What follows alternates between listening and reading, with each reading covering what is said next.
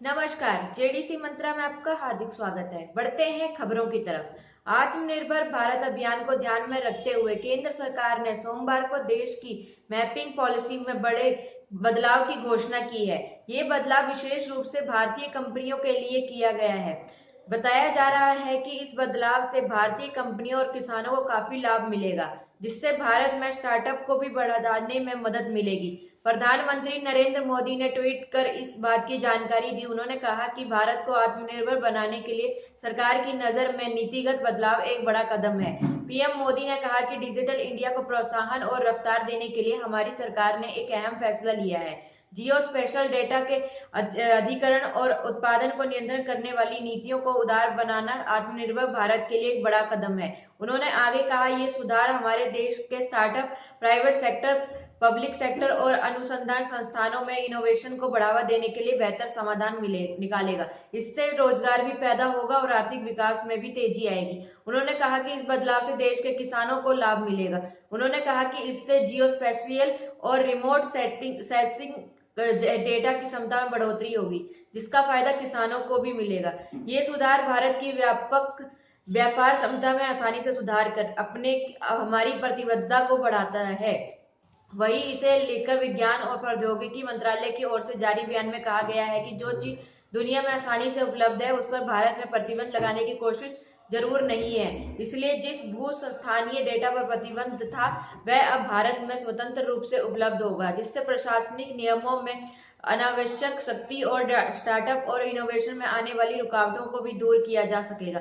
मंत्रालय ने कहा कि वर्तमान में निर्माण से लेकर मानचित्र उद्योगों और कई तरह की रोक है। भारतीय कंपनियों को अनुमति लेना, लाइसेंस लेना जैसी प्रक्रियाओं से गुजरना पड़ता है, लेकिन इस बदलाव से अब ये सब आसान हो जाएगा। मंत्रालय के मुताबिक भारत सरकार की दुनिया के मानचित्र शक्ति के तौर पर उभरता हुआ देखना चाहती है। इसके लिए ये बदलाव करना जरूरी है। इसके तहत भारत के अंदर डिजिटल जियो स्पेशियल डेटा और मानचित्र को जुटाने, उन्हें बनाने, तैयार करने, उनका प्रसार करने, उन्हें जमा करने और पब्लिश अपडेट करने के लिए किसी पूर्व मंजूरी की जरूरत नहीं होगी। बढ़ते हैं अगली खबर की तरफ। अगर आप किसी शहर में जमीन खरीद रहे हैं तो जमीन खरीदने से पहले आपको 5 कागज की चेक जरूर करना चाहिए, जिससे आप धोखाधड़ी से बच सकते हैं और आपका पैसा भी नहीं फंसेगा। आज इसी विषय में जानने की कोशिश करेंगे विस्तार से, ताकि किसी को जानकारी मिल सके। जमीन खरीदने से पहले इस 5 कागज को चेक करें, नहीं तो धोखाधड़ी। एक, अगर आप जमीन खरीद रहे हैं तो आप अपने पहले जमीन के वाला के कागज के अच्छी तरह से चेक करें। इसकी जांच आप ऑनलाइन के द्वारा भी कर सकते हैं। जमीन ब्रोकर के शहर में जमीन ले रहे हैं तो आप जमीन के खातियान की जांच जरूर करें, इससे सही जमीन मालिक का पता चलेगा। जमीन खरीदने से पहले आप जमीन के नई रसीद की जांच जरूर करें, जिससे जमीन की असली सच्चाई का पता चलेगा और धोखाधड़ी से बच पाएंगे। किसी जमीन या बिल्डर से जमीन लेते समय आप रेरा द्वारा पंजीकृत उस बिल्डर के कागजात की जांच जरूर करें, जिससे धोखाधड़ी के चांस कम पाएंगे। जमीन खरीदने से पहले रेरा की वेबसाइट पर जाकर ये पता करें कि जिस कंपनी से जमीन ले रहे हैं वो सही है या नहीं। बढ़ते हैं अगली खबर की तरफ। श्रम मंत्रालय अपने वित्तीय वर्ष में नए श्रम संहिताओं को लागू करने की तैयारी में है। सरकार इसे अंतिम रूप देने को तैयार है। नए नियम लागू होने के बाद देश के श्रम बाजार में सुधरे नियमों का नया दौर शुरू होगा, जिसके साथ ही सरकार नए श्रम कानूनों को लेकर पैदा हुए शंकाओं को दूर करने में भी कोशिश कर रही है। हिंदुस्तान टाइम्स के अनुसार सरकार नए श्रम संहिता के तहत ओवरटाइम की मौजूदा समय सीमा में बदलाव कर सकती है। तय घंटों में 15 मिनट भी ज्यादा काम करने पर ओवरटाइम माना जाएगा। इसके लिए कंपनियों को अपने कर्मचारियों को भुगतान करना होगा, यानी काम के घंटे खत्म होने के बाद अगर आप 15 मिनट भी अधिक काम करते हैं तो कंपनी आपके लिए पेमेंट देगी। बता दें कि पुराने नियमों के मुताबिक इस समय सीमा पहले आधे घंटे थी। मामले में जुड़ी अधिकारियों के अनुसार श्रम मंत्रालय ने नए श्रम कानूनों को लेकर सभी हितधारकों के विचार विमर्श किया और इसी महीने के आखिर तक सभी प्रक्रियाओं को पूरा कर लिया जाएगा। इसके बाद नियमों को लागू करने की प्रक्रिया शुरू हो जाएगी। नए कानून में नियमों कंपनियों को सुनिश्चित करना होगा कि सभी कर्मचारियों को पीएफ और ईएसआई जैसी सुविधा मिले। नए कानूनों के मुताबिक कोई कंपनी ये कहकर नहीं बच सकती कि कॉन्ट्रैक्टर या थर्ड पार्टी के जरिए आया है। जिसके अलावा कॉन्ट्रैक्टर या थर्ड पार्टी के तहत काम करने वालों को पूरी सैलरी मिले। इस प्रमुख नियोक्ता यानी कंपनी ये सुनिश्चित करेगी। बढ़ते हैं अगली खबर की तरफ। भारतीय परंपरा में किसी भी शुभ कार्य में, पर्व त्योहार या अन्य विशेष मौके पर मिट्टी के घर को गोबर से लीपने की परंपरा रही है। हालांकि पक्के मकानों में ये परंपरा फर्श धुंधले और पेंट कराने के तौर पर बदल गई पहले, लेकिन गोबर के तैयार होने वाले पेंट में दोनों समाहित है। यानी पक्के मकान को गोबर से लीप नहीं सकते, लेकिन गोबर से तैयार पेंट से रंगाई पुताई तो करवा ही सकते हैं। इससे लोग पुरानी परंपराओं का बदलाव का मिश्रण भी कह सकते हैं। केंद्रीय सूक्ष्म लघु एवं मध्यम उद्योग मंत्री नितिन गडकरी ने 12 जनवरी को खादी एवं प्रमोद्योगी आयोग की ओर से गोबर से तैयार होने वाले पेंट को लॉन्च किया था। केंद्रीय मंत्री के मुताबिक कुछ ही दिनों में इसकी मांग बाजार में तेजी से बढ़ रही है। इसी मांग को देखते हुए नितिन गडकरी ने हर गांव में इससे रोजगार के अवसर बढ़ाने का सपना देखा है। उनका ये सपना साकार हुआ तो देश के लाखों गांवों में गोबर से पेंट बनाने की फैक्ट्री खोली जा सकेगी।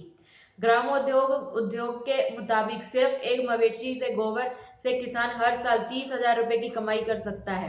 गांव में किसान और गौ पालकों के लिए इससे अच्छी खबर क्या हो सकती है। पहले गोबर का प्रयोग वे केवल खाद तैयार करने के लिए करते थे। खेती किसानी या बागवानी के लिए इस्तेमाल लायक गोबर के बाद बचे गोबर से महिलाएं गोईठा और उपले तैयार करती थी, लेकिन इससे अच्छी कमाई नहीं हो पाती थी। कुछ किसान या गांव के लोग मिलकर गोबर से पेंट बनाने की फैक्ट्री लगा लेंगे तो उससे मोटी कमाई होगी। केंद्रीय एमएसएम मंत्री नितिन गडकरी गोबर से पेंट बनाने की फैक्ट्री खुलवाने की तैयारी में जुटे हुए हैं। इसलिए इसके लिए सूक्ष्म लघु एवं मध्यम मंत्रालय खास प्लान तैयार कर रहे हैं। इसके लिए प्रशिक्षण की जरूरत भी पड़ेगी। गोबर से पेंट बनाने के लिए एक फैक्ट्री खोलने के करीब 15 लाख रुपए का खर्चा आ सकता है। मंत्रालय का मानना है कि केंद्रीय मंत्री का ये सपना साकार हुआ तो गांव में ही रोजगार के अवसर पैदा होंगे और गांव से शहरों की ओर पलायन रुकेगा। केंद्रीय मंत्री गडकरी के मुताबिक गोबर से बना ये अनोखा प्राकृतिक पेंट लॉन्च करने के बाद से मार्केट डिमांड में है। NINS की रिपोर्ट के मुताबिक केंद्रीय मंत्री गडकरी ने पिछले साल मार्च में ही गोबर से पेंट बनाने के लिए खादी एवं ग्रामोद्योग उद्योग को प्रेरित किया था। आखिरकार राजस्थान की राजधानी जयपुर स्थित खादी एवं ग्रामोद्योग उद्योग की unit Kumarappa national handmade paper institute ने इस तरह के अनोखे पेंट को तैयार करने में सफलता हासिल की।